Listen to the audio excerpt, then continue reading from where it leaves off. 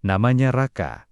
Usianya baru 22 tahun, tapi hidup telah mengajarkannya kerasnya dunia sejak lama. Ia tinggal di sebuah rumah petak sempit di pinggiran kota, berdinding tripleks, dan beratapkan seng berkarat. Setiap pagi, sebelum matahari benar-benar terbit, Raka sudah mendorong gerobak tuanya ke jalanan. Raka adalah seorang pemulung, dari jalanan yang berdebu hingga ganggang sempit. Ia mencari barang-barang yang masih bisa dijual.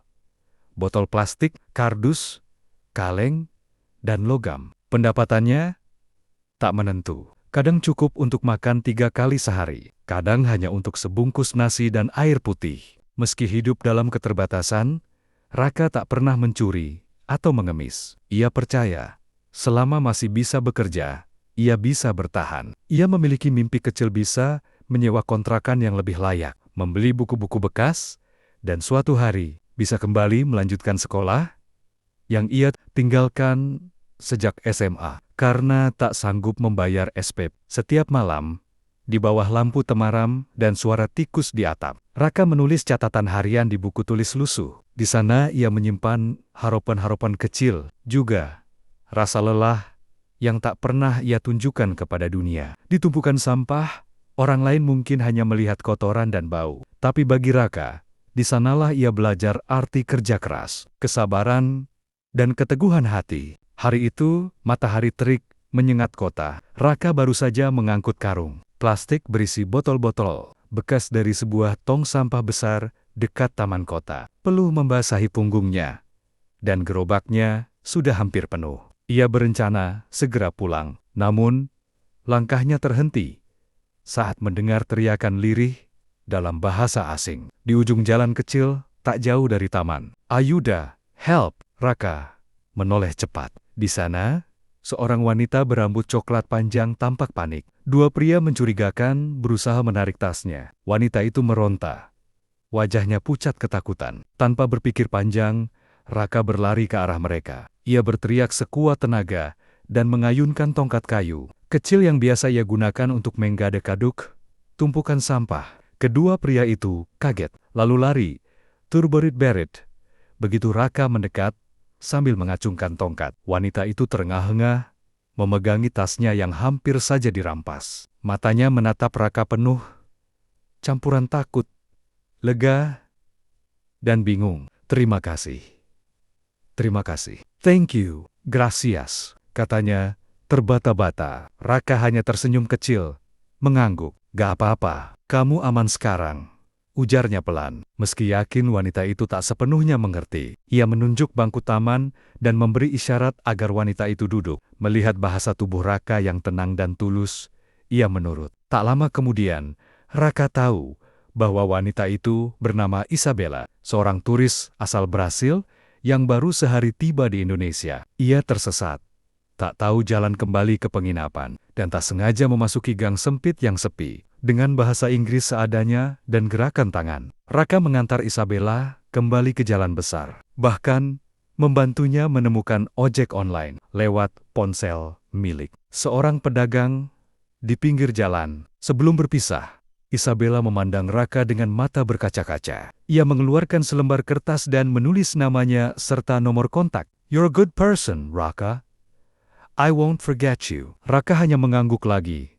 Tak terbiasa dengan pujian, ia kembali ke gerobaknya, mendorongnya perlahan. Tak sadar bahwa hari itu akan menjadi titik balik dalam hidupnya. Ia telah menolong tanpa pamrih, dan semesta diam-diam mulai menyusun balasan yang indah. Beberapa hari setelah kejadian itu, Raka menjalani harinya seperti biasa memulung, memilah sampah, menimbang hasil, dan mencatat semuanya di buku kecilnya. Ia tak terlalu berharap apapun dari pertemuannya dengan Isabella. Baginya, menolong adalah hal wajar, tak perlu dibalas. Namun, sore itu, saat Raka sedang beristirahat di bawah pohon rindang dekat stasiun, seseorang menghampirinya. Wanita berambut coklat itu, dengan senyum yang sama, berdiri di hadapannya Isabella. "Raka," katanya ragu. Raka langsung berdiri, kaget sekaligus bingung.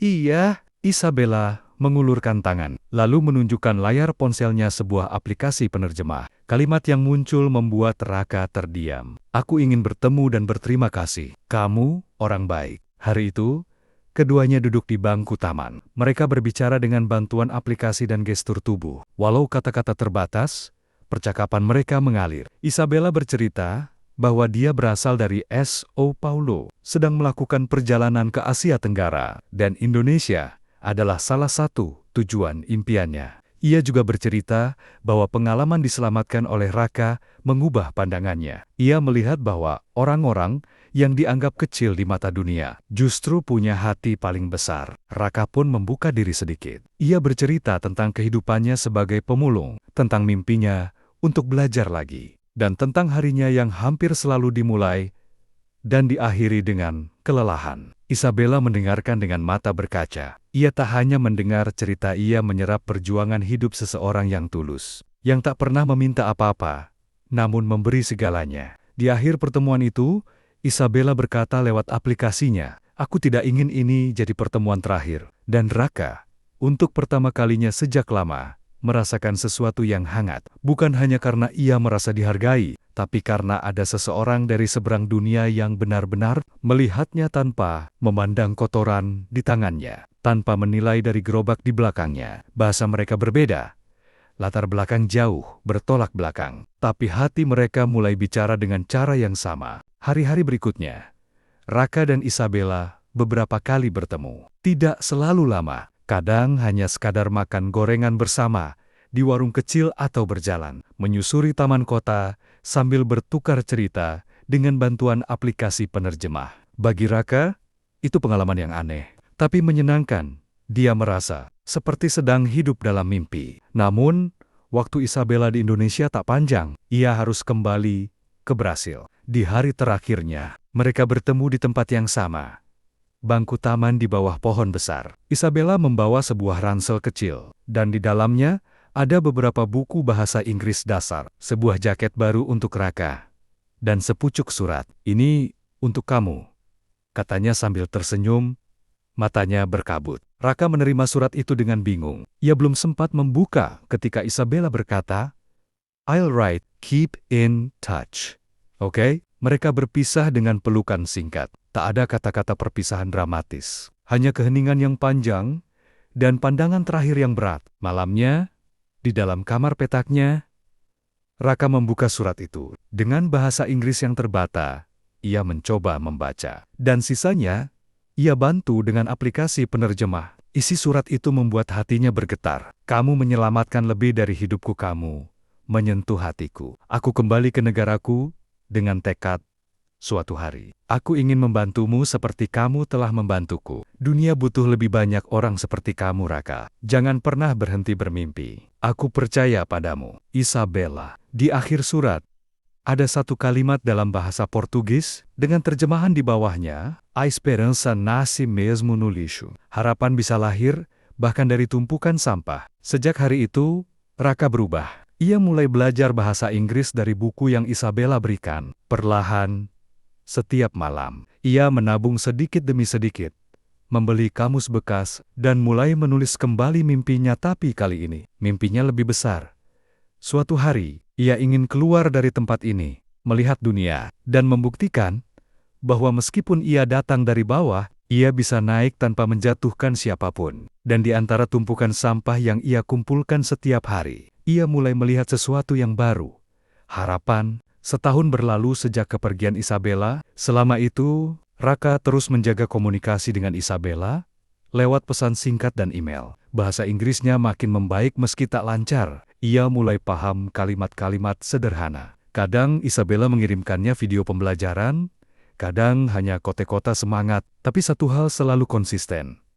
Ia terus percaya pada Raka. Suatu pagi, saat Raka baru saja pulang dari tempat pengepul, ia mendapati seorang kurir berdiri di depan rumah petaknya. "Paket untuk Raka," kata kurir itu, sambil menyerahkan amplop besar berstempel luar negeri. Raka membukanya perlahan. Di dalamnya ada selembar surat resmi, tiket pesawat, dan foto kecil Isabella tersenyum sambil memegang papan bertuliskan, "Brazil awaits you." Isi surat itu membuat jantung Raka berdegup kencang. "Raka, aku dan keluargaku sudah menyiapkan semuanya. Aku mendaftar program pelatihan sosial di São Paulo, program yang mengajarkan pengelolaan limbah dan usaha sosial. Mereka setuju membiayai satu peserta dari luar negeri. Dan aku memilihmu. Ini bukan hadiah, ini kesempatan. Karena kamu pantas, kami akan menjemputmu di bandara. Jangan takut. Dunia di sini juga butuh hatimu. Dengan hormat dan harapan. Isabella, Raka terdiam.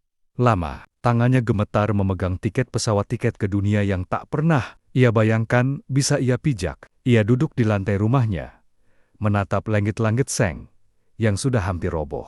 Lalu menunduk pada tangannya sendiri, tangan yang biasa memungut sampah. Kini menggenggam masa depan, perjalanan ke luar negeri, pelatihan, dan peluang untuk hidup lebih baik. Semua terasa seperti mimpi. Tapi ini nyata. Seminggu kemudian, dengan gerobak tua ia titipkan ke tetangganya dan pakaian secukupnya dalam ransel. Raka naik pesawat untuk pertama kali dalam hidupnya. Dari gang sempit di kota, ia kini melintasi langit, berhasil menuju masa depan yang dulu hanya bisa ia tulis di buku lusuhnya. 3 tahun berlalu, sejak Raka menjejakkan kaki di Brasil. Di sana, ia menjalani pelatihan intensif tentang daur ulang, pengelolaan sampah modern, dan wirausaha sosial. Meski awalnya kesulitan beradaptasi dengan budaya dan bahasa, Raka belajar dengan tekun. Ia menjadi peserta paling berdedikasi, selalu datang paling pagi, selalu pulang paling akhir. Isabella dan keluarganya menjadi penopang utama. Mereka bukan hanya memberinya tempat tinggal, tapi juga memperlakukannya seperti keluarga sendiri. Raka tak lagi merasa kecil. Ia merasa dihargai, didengarkan, dan yang terpenting diberi kesempatan. Setelah menyelesaikan program, Raka sempat bekerja di sebuah LSM yang fokus pada pengelolaan limbah di daerah kumuh São Paulo. Di sana, ia melihat bahwa kemiskinan dan kesenjangan ada di mana-mana, bukan hanya di Indonesia. Tapi yang membuatnya terpukul adalah ketika ia melihat anak-anak kecil mengais sampah dengan tangan kosong, dan itu mengingatkannya pada dirinya sendiri. Itulah momen ketika ia memutuskan, ia harus kembali. Kembali bukan untuk melupakan Brasil, tapi untuk membawa pulang ilmu dan semangat yang telah menyalak di dadanya. Setibanya di Indonesia, Raka memulai langkah kecil. Ia menyewa lahan kosong di pinggir kota dan mendirikan Rumah Harapan, sebuah tempat pelatihan untuk para pemulung. Di sana, mereka tak hanya diajari memilah sampah secara efisien, tapi juga diberikan pelatihan wirausaha membuat barang daur ulang bernilai jual tinggi,